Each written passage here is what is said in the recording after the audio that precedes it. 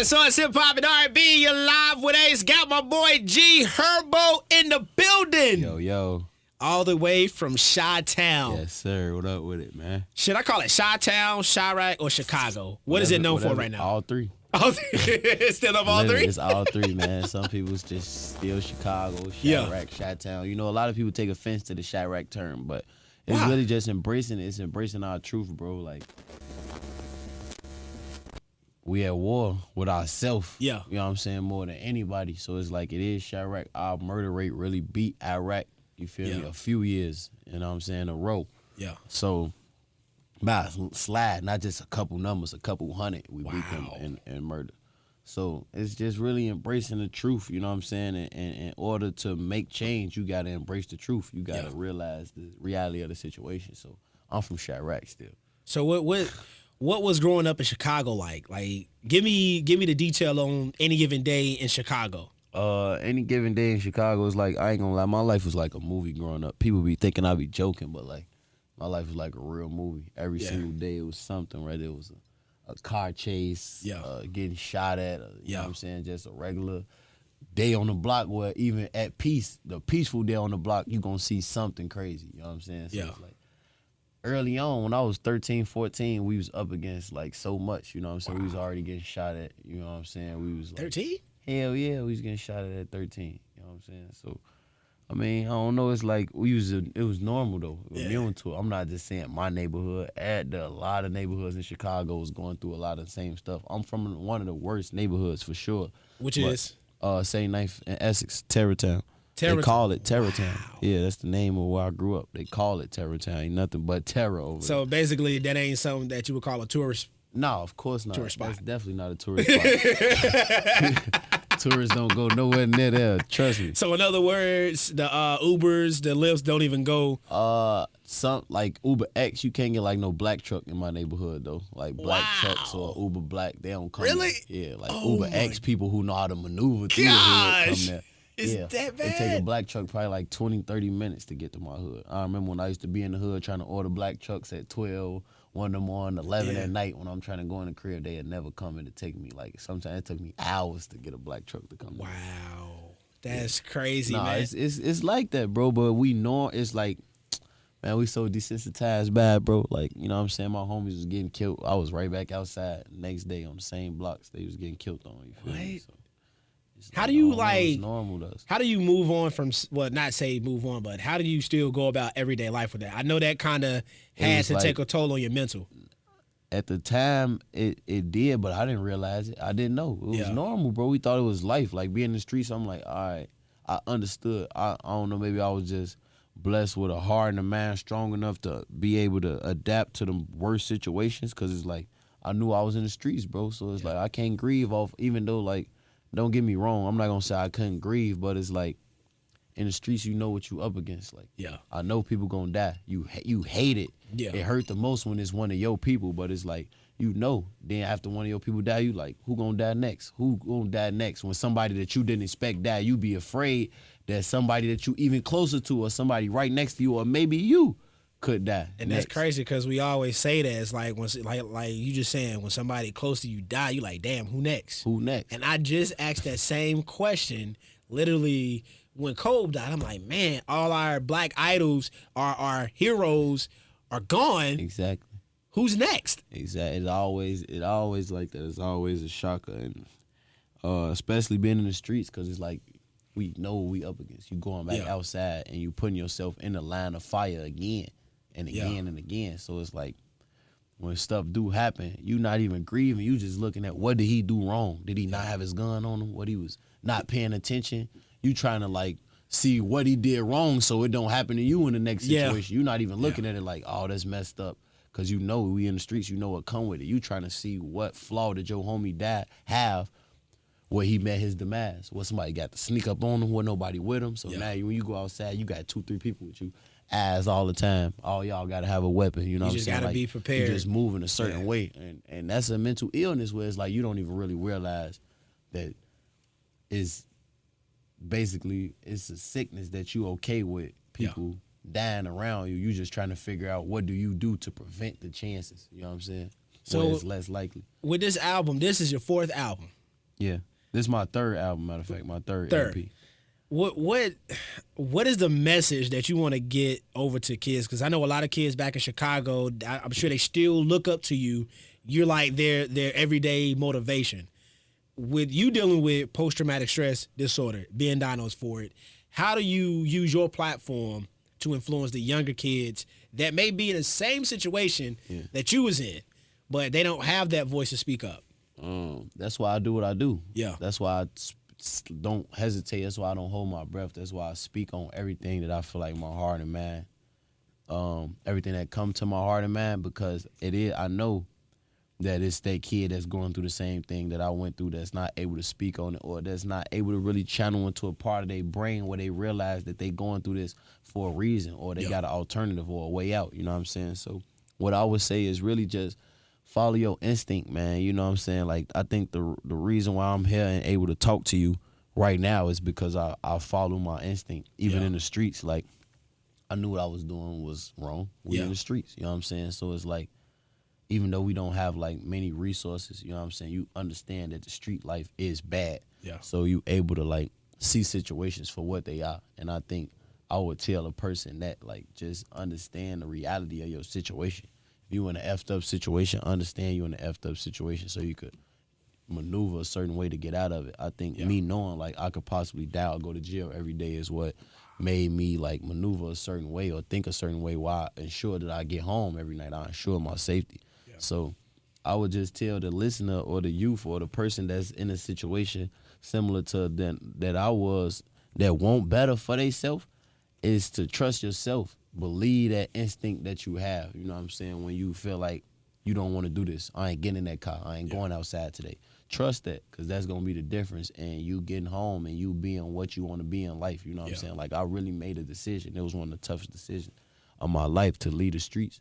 And I felt like I was abandoning a lot of my homies. I felt like people weren't going to understand the decision I was making early on. You know what I'm saying? People was going to think that I changed or that I was living in fear, because they know I was hands-on. I'm head first in the streets every day, every morning. I was outside every day, every night, from sun up to sundown. Yeah. So for me to not do that and put myself in them positions anymore, people they not gonna understand. They gonna think, oh, you think you better than me, this, that, and the third. But it's like the people who genuinely there for you, people who care for you, they gonna come around. They gonna be there. The people who there for you gonna be there. I don't care how mad they get at you. They gonna be there. You know what I'm saying? So you gotta make that decision for yourself, because we all got our own destiny at the end of the day. You know what I'm saying? And I know, like, I'm loyal to a fault. I'm a very unselfish person. Yeah. But you will look at somebody else's situation and think your situation got to be a certain way because of theirs. No. You be in control of your destiny. You be in control of your situation, and you create your own legacy on your own. And anybody else,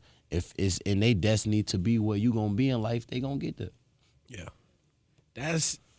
I'm just blown away at how, like, when you mention the name G Herbo from Chicago, a lot of people may think that you're like a very violent person. Like, you smiling because I'm sure you get that often, right? Yeah. How do you deal with that? Like, how do you show people the real you? Because I am the real me. Like, people might say or think I'm a violent person, but you never done nothing to make me violent. So I'm not gonna come off as that kind of person. You know what I'm saying? Like, I am what I am. I come from where I come from, and I've been through everything I've been through for a reason, and I'm not gonna shy away from that. You know what I'm saying? I can be a very violent person. That's why I wake up and I try to do the next right thing every day. You know, I want to see everybody win. I don't want to see nobody meet their demise. You feel me? Like, I'm past that part of my life. Like, I want to see my ops win. Get you some money, man. Yeah. You feel me? Like, that's some real stuff right there, man. For real. Like, I ain't even really, like, I'll laugh if I see a nigga I was in tour with in the streets, a million and that. Like, I would be laughing. Like, damn. You feel me? Like, I ain't even that type. I don't got no hate, malice in my heart for nobody. You feel me? Like, and that's just from being through everything I've been through, bro. Like, I probably ain't even supposed to be here if I didn't have the mindset to go and make something of myself. You feel me? If I would have just been the type of person that's cool with my reality and accepted being in the streets, I'd probably be dead or in jail. You know what I'm saying? But I always had aspirations to want and do more. So I don't really I don't come off as no tough guy, or like that's a stereotype. I feel like the people who got to show everybody that meet them that they tough, they not really tough for real. You know what I'm saying? Like, I don't even want nobody to really think I'm like that because I'm gonna have the upper hand if you underestimate me. You know what I'm saying? So it's like I be chilling, bro. I just want to get some money, man. G Herbo in the building, man. Make sure y'all streaming that album. It's on all streaming platforms. Post-traumatic stress disorder. You and Juice WRLD, man, y'all were close. Of course. And I know that story, just the whole situation, how it happened, touched a lot of people. Mm-hmm.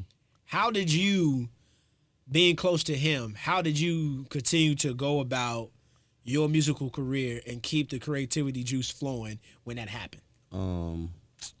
You know, it's kind of crazy. I really like that shit. You know, Juice, that whole situation, like, really messed me up. You know what I'm saying? Yeah. Like, I ain't no stranger to death at all. I've been dealing with death for so long. But, like I was saying, it's never really, like, Juice that caught me by real surprise, bro. Like, it really did. You know what I'm saying? So, I think just, like, trying to stay creative and focused is really, he loved music, bro. Yeah, I know. He was passionate about it. So, it's, like, kind of like I get somewhat of a drive, an extra drive just from that. Like, I be really feeling like something. I be on stage, I look up at the sky. Like, I be feeling like I'm still with her, bro. I be talking to him on my own. Like, I know every day I say something like, I kind of speak as if he here. I don't never say Juice was or he used to. I say he is. Yeah. You know what I'm saying? He, you know, I still speak in reality of him still being here because at the end of the day, he is. And I don't know, I just get my drive from that. Like, I know for a fact, me going crazy, he want that. Like, he want me to go crazy. Like, that's why PTSD was like an important song. It's a message that the kids gonna get in a certain way. You know what I'm saying? I hate that my little brother even had to meet his demise or pass away before the world got to really, you know what I'm saying, get that message, because he would have been able to celebrate it with me. I want him here to celebrate it with me. Like, you know what I'm saying? Like, people think that song is a powerful song because he passed away. That song would have been more powerful had he been alive, because he would have been able to get his message out the way he wanted it to get out. You know what I'm saying? Like, so, I mean, it's just really just, I don't know, living in it. You know, I be trying to keep in contact with his girl. You know, it be, I ain't gonna lie, be like, I deal with death a certain way, so it's like I always been the one that could communicate with my homies' moms and stuff like that when they passed away, when they get killed. But it's like Juice ain't get kinda killed. Hard, It's hard to talk to his mom right now. You know what I'm saying? I be wanting to, like, literally, I swear to God, I be waking up like, man, let me call his mama. It just be so much going on, and I want to talk to her face to face. You know what I'm saying? Where she could kind of feel my energy. You know, like.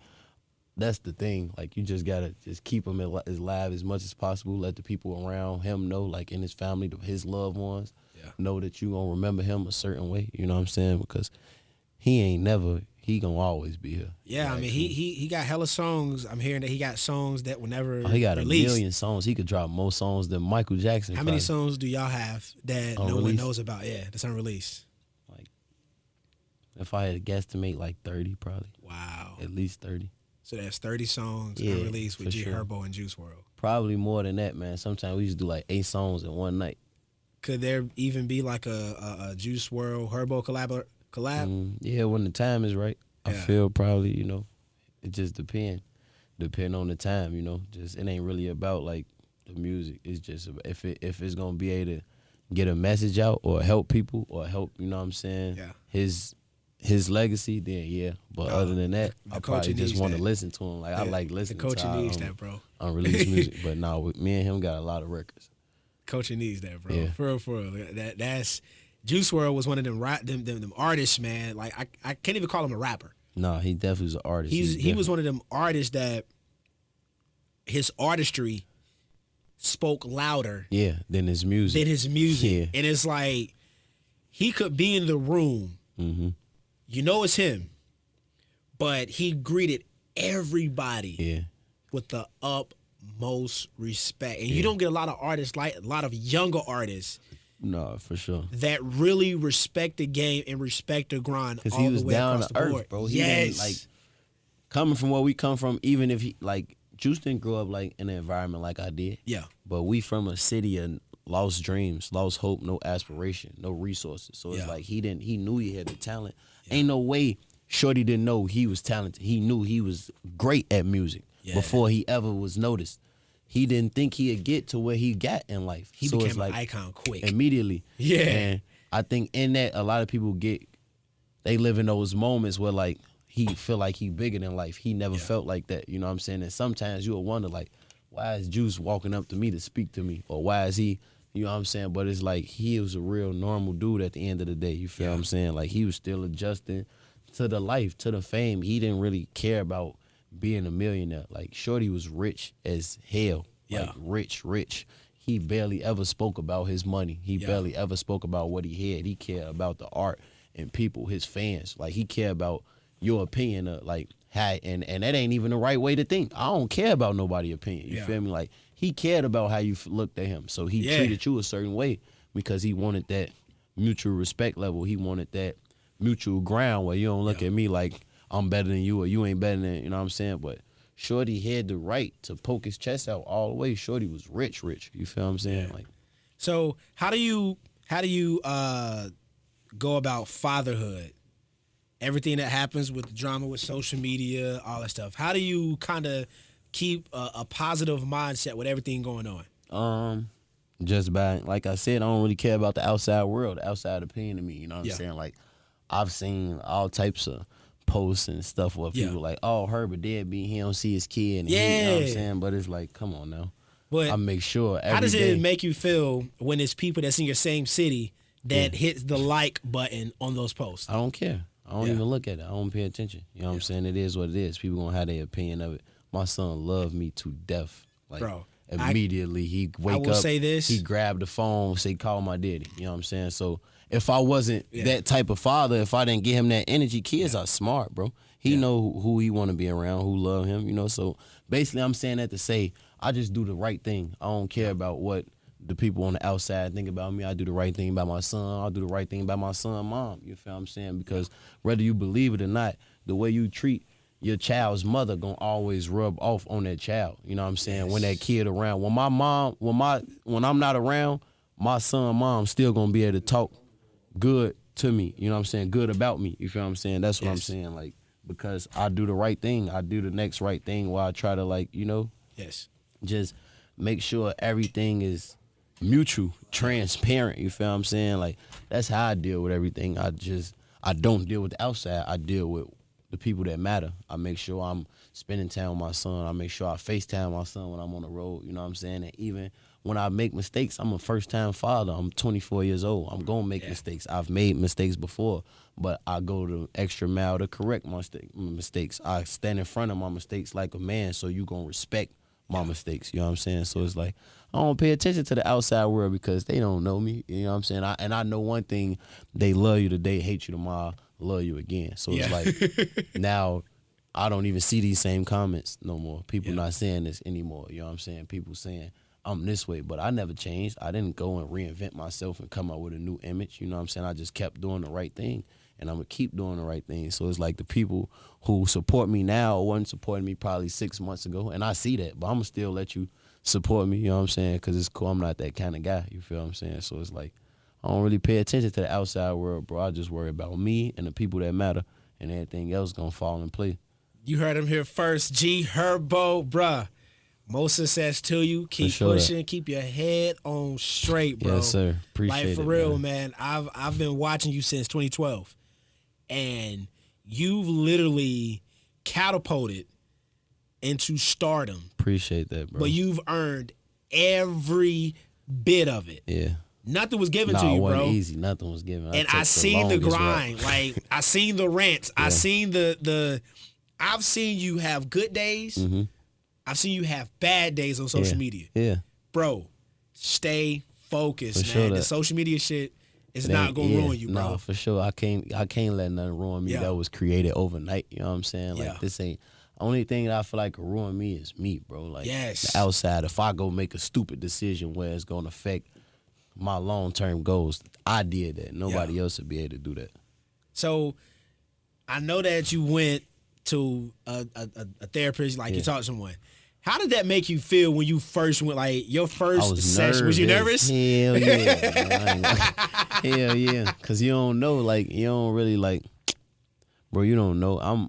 I didn't know if I was gonna say something that was gonna get me in trouble. I was fighting a case at the time. You feel what I'm saying? Like my freedom was on the line when I first went to go see my therapist. So it's like, I opened up to her. I ain't gonna lie, but I was so nervous. I cracked my ID in how I'm always telling the story. Yeah. I'm talking, I'm not even realizing I literally split my state ID in half. No. Just talking. You feel what I'm saying? But and it was good for me to do that because she realized that it was genuine and that I don't really open up to people because I wouldn't have been that nervous opening up to her. And a lot of the stuff I was telling her, I probably haven't talked about since it happened, you know what I'm saying, or to nobody.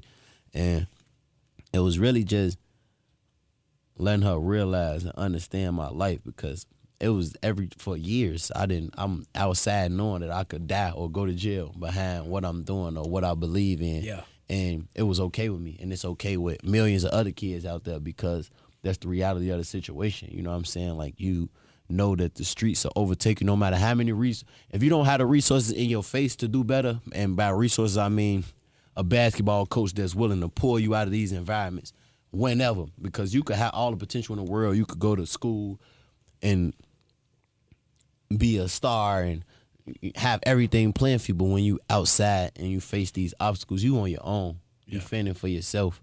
So by resources, I mean somebody that's going to take you from them environments completely. Yeah. Everybody don't have the mindset, the willpower to, you know what I'm saying, not let a situation make or break them. You feel me? Like, a lot of us up against so much where you probably need a gun to walk to the corner store. Yeah. You need a gun to walk home just by who you are, just by the neighborhood you live in. And you got to understand that people adapt to their environment, bro. Yeah. Who are you to say, I'm going to be a victim because of my environment, because of my circumstances? Nobody could basically make somebody become a victim of anything. You know what I'm saying? Where somebody going to jump me or whatever the case, I'm allowed to feel like I need to protect myself at all costs. Yeah. So a lot of people up against that, you know what I'm saying?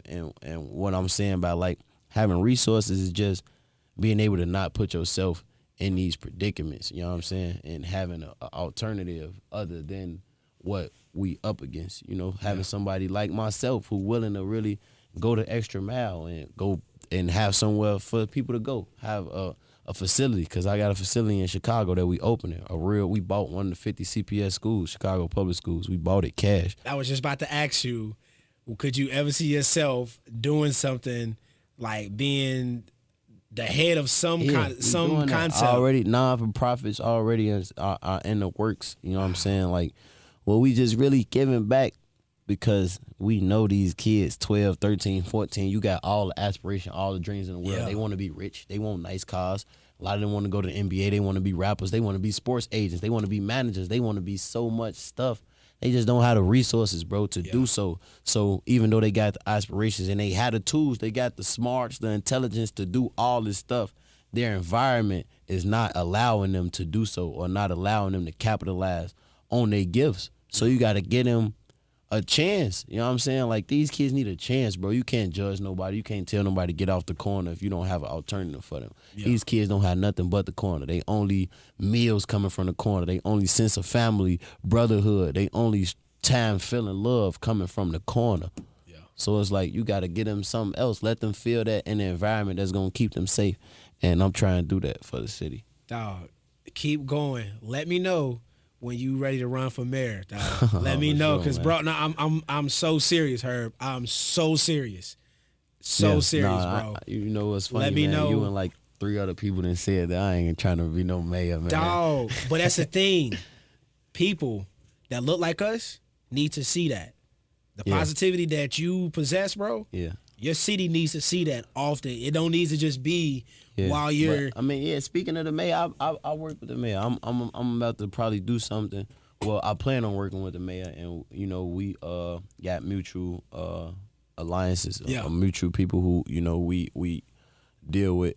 The mayor want to get the murder under 400, the murder rate under 400 in Chicago, and I think it's all about just creating resources where these kids' time is.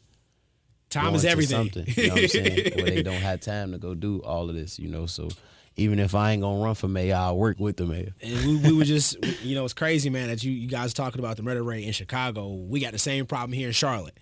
And the question is now, what are the resources to put to use for the high schoolers and the middle schoolers. Yeah, they need that maybe that. 13, 14. The youth. Yeah. Before they even the mayor went to a high school in Chicago. Yeah. And was seeing like 80-70% of these kids suffer from post-traumatic stress disorder. So it's like the stuff that you up against, by the time you get 15, 16, it's almost inevitable that you put a gun in your hand or you even just protecting yourself. Some of these kids like getting in situations where they catching murders, dying, and going to jail behind strictly protecting themselves. They self-medicating because they just seen one of their friends get killed, or they don't really know how to deal with or grieve with their situation, you know what I'm saying, properly, because we don't have nobody to teach us life skills. You can't expect somebody to just learn life skills on their own, learn how to maneuver through life, learn how to think in critical situations on their own. You can't. Everybody not gonna. It's probably 1 out of 10 that's gonna be able to do so. So you got to get them the resources to be able to channel on that day by day. You know what I'm saying? Where it's like these kids at 11, 12, even though they seen a lot, they been through a lot, and it's probably over the years they may make a decision, make them go to jail or whatever the case, or want to carry a gun. But if you get them before they get to that point, you could make them do a full 360. Yes. And we need lots of that, man. Lots of that. You definitely can make them do a 360, though. The boy G Herbo in the building, brother.